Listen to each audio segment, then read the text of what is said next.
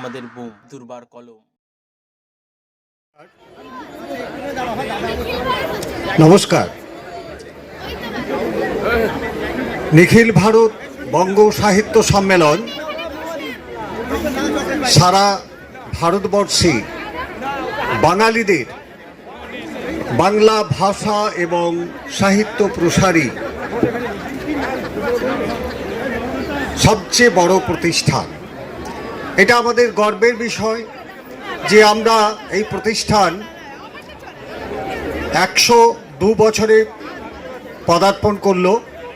1922 সালের 10ই ফেব্রুয়ারি কানপুরে অতুল প্রসাদ সেনের সভাপতিত্বে এবং প্রস্তাবে এই সম্মেলনের যাত্রা শুরু হয়েছিল। সেদিন লখনৌ, বেনারস, এলাহাবাদ বিভিন্ন স্থানের সাহিত্যিকরা সেখানে উপস্থিত থেকে বঙ্গ সাহিত্য সমাজগৃহে এই সম্মেলন উত্তর ভারতীয় বঙ্গ সাহিত্য সম্মেলন নামে প্রথম প্রতিষ্ঠিত হয়। তারপর আমরা দেখি এই নামেই কিছুদিনের মধ্যে, 1 বছরের মধ্যে বারাণসীতে তার প্রথম সাহিত্য সম্মেলন করে। প্রথম অধিবেশন হয় রবীন্দ্রনাথের সভাপতিত্বে। এটা আমাদের কাছে অত্যন্ত গর্বের বিষয়। তারপর থেকে আমরা দেখছি এলাহাবাদ, লখনৌ, কানপুর এবং ভারতবর্ষের বিভিন্ন জায়গায় যেখানে যেখানে বাঙালিরা রয়েছেন সেই সব জায়গায় এর শাখা প্রতিষ্ঠিত হয়েছে।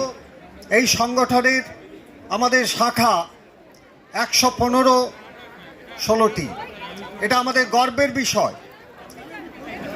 সম্প্রতি আমরা শতবর্ষ অতিক্রম করেছি, তার অধিবেশন হয়েছে এই কলকাতার বুকে এবং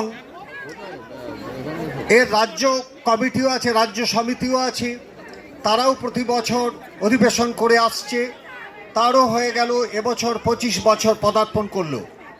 এইভাবে আমরা দেখছি শাখাগুলো শুদ্ধ বিভিন্ন জায়গায় যেগুলো রয়েছে, কলকাতাতেই আছে 5-7টি শাখা।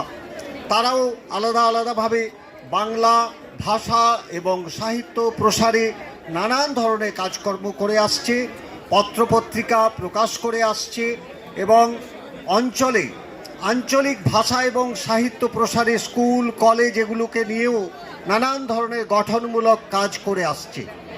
অতএব এইটা আমাদের জানতেই হবে বা বলতেই হবে বা গর্বের বিষয় যে নিখিল ভারত বঙ্গ সাহিত্য সম্মেলন এক সময়ে উত্তর ভারতকে কেন্দ্র করে যেটা গড়ে উঠেছিল, সেটা পরবর্তীকালে প্রবাসী বঙ্গ সাহিত্য সম্মেলন এবং বর্তমানে নিখিল ভারত বঙ্গ সাহিত্য সম্মেলন নামে সারা ভারতবর্ষে বিস্তৃতি লাভ করেছে।